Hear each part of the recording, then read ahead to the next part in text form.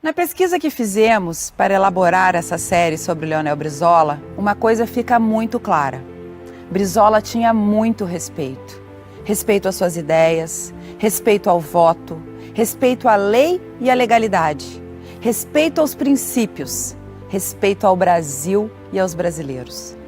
Como governador do Rio de Janeiro, perguntado sobre o que aconteceria se um candidato de um partido de oposição ganhasse a eleição à Prefeitura do Rio, Brizola respondeu: seja qual for o vitorioso, né, só tem um caminho, o de colaborar, de respeitar, de considerar.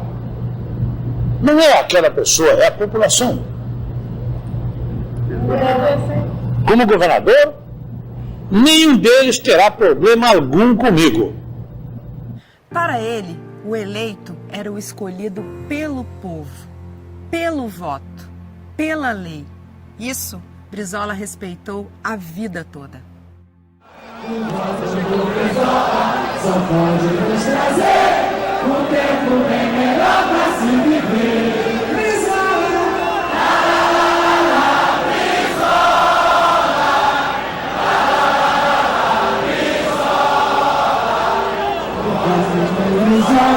Só pode nos trazer um tempo bem melhor para se viver.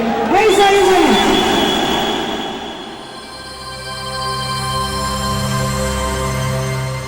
Desde o seu primeiro mandato como deputado estadual, todas as suas ações, todo o seu trabalho era fiel ao seu discurso. Em 1961, o então presidente Jânio Quadros renuncia. Seu vice, João Goulart, está fora do Brasil, numa missão comercial na China. A Constituição da época era clara. No impedimento por qualquer motivo do presidente, assumiria o vice. Mas para um grupo de militares, João Goulart não deveria assumir. No Rio Grande do Sul, o governador Leonel Brizola começa uma forte campanha pela legalidade. No porão do Palácio Governamental, ele monta uma rádio que é retransmitida em vários cantos do Brasil, em uma cadeia de rádios que recebeu o nome de Cadeia da Legalidade. Brizola se preparou para um possível conflito armado, que ele certamente não venceria, e João Goulart, aceitando a proposta dos militares por um governo parlamentarista, acaba assumindo a presidência. Essa rendição à vontade dos militares, essa atitude fora da legalidade, faz com que Brizola esfriasse o seu relacionamento com João Goulart.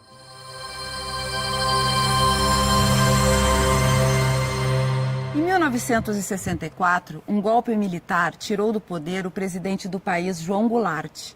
Ele então viaja para o Sul e Brizola tenta organizar uma força para combater os golpistas, inclusive com militares que defendiam a legalidade.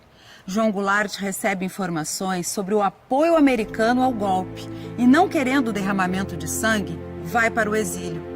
Depois de um mês escondido das forças de repressão, Brizola vai para o Uruguai e amarga 15 anos de exílio.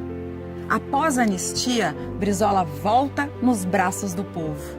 Anos depois, quando perguntado sobre se valeu a pena todo o sacrifício, ele responde: Como brasileiro, foi o que fizeram neste país, nestes 25 anos, neste quarto de século. Implantaram uma ditadura em nome da democracia.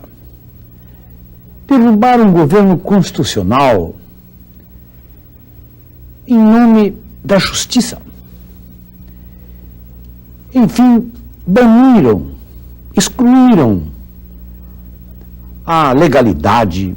E há tantos brasileiros, a começar pelo presidente João Goulart, que era o presidente constitucional, e há tantos de nós, sacrificaram a tantos, perseguiram a tantos, restringiram a tantos, caçaram o povo brasileiro por tanto tempo, em nome do desenvolvimento, em nome da salvação nacional, contra a inflação existente, contra a dívida externa, enfim, contra aquele contexto quase que provinciano da vida brasileira. E afundaram o país neste atoleiro, neste poço, nos enterraram desta maneira.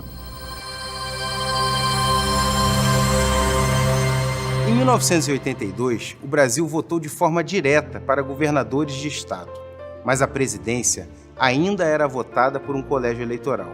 Em 1983, o deputado federal Dante de Oliveira apresenta um projeto de emenda à Constituição da época para eleições diretas para a presidência da República. O projeto não foi aprovado, mas iniciou um movimento pela volta à democracia, que culminou no Diretas Já, com forte apoio da mídia e com muita movimentação do povo. Brizola, é claro, participou ativamente. Finalmente, em 1989, o povo votaria novamente para presidente. Brizola foi candidato e, quando perguntado se era o mesmo Brizola de 1961, ele respondeu: Francamente, eu sou o mesmo de antes. O que eu aprendi com os anos, com as minhas reflexões, essencialmente, andando por aí, convivendo com tantas pessoas,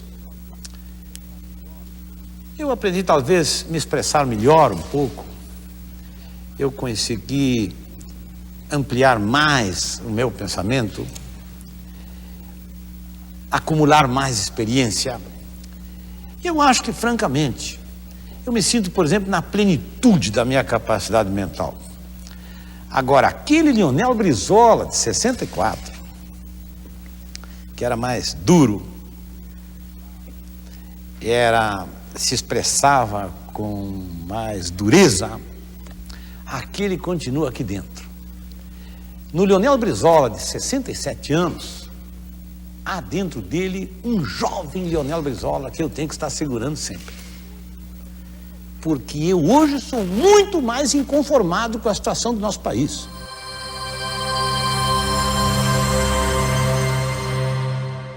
Direitos e deveres.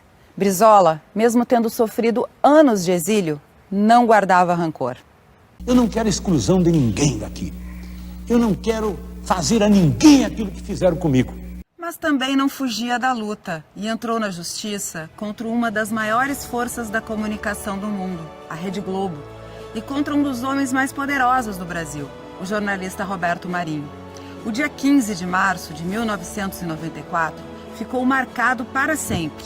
No Jornal Nacional, um dos programas de maior audiência da emissora, o seu apresentador, Cid Moreira, por ordem da Justiça, leu a carta-resposta de Leonel Brizola. Jornal Nacional, a pretexto de citar a editorial de O Globo, fui acusado na minha honra e, pior, apontado como alguém de mente senil. Ora, tenho 70 anos, 16 a menos que meu difamador Roberto Marinho, que tem 86 anos. Se é esse o conceito que tem sobre os homens de cabelos brancos, que os use para si. Ninguém questiona o direito da Globo mostrar os problemas da cidade. Seria antes um dever para qualquer órgão de imprensa. Dever que a Globo jamais cumpriu quando se encontravam no Palácio Guanabara governantes de sua predileção. Quando ela diz que denuncia os maus administradores, deveria dizer sim que ataca e tenta desmoralizar os homens públicos que não se vergam diante do seu poder. Se eu tivesse as pretensões eleitoreiras de que tentam me acusar, não estaria aqui lutando contra um gigante como a Rede Globo. Faço porque não cheguei aos 70 anos de idade para ser um acomodado. Quando me insulta por nossas relações de cooperação administrativa com o governo federal, a Globo remorde-se de inveja e rancor e só vê nisso bajulação e servilismo. É compreensível. Quem sempre viveu de concessões e favores ao poder público não é capaz de ver nos outros senão os vícios que carrega em si mesmo. Que o povo brasileiro faça seu julgamento e, na sua consciência lúcida e honrada, separe os que são dignos e coerentes daqueles que sempre foram servis, gananciosos e interesseiros. Para Leonel de Moura Brizola, a luta valia sempre, se fosse justa e dentro da lei. É por isso que Brizola tinha razão.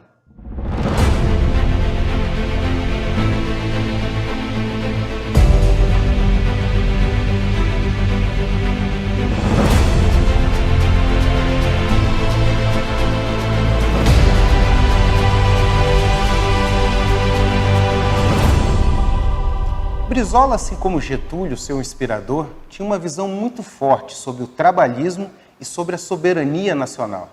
Ele ficava indignado com a exploração do Brasil, dos brasileiros por potências estrangeiras. Brizola queria um Brasil independente, que dignificasse o trabalho. Mas esse é um assunto do próximo episódio.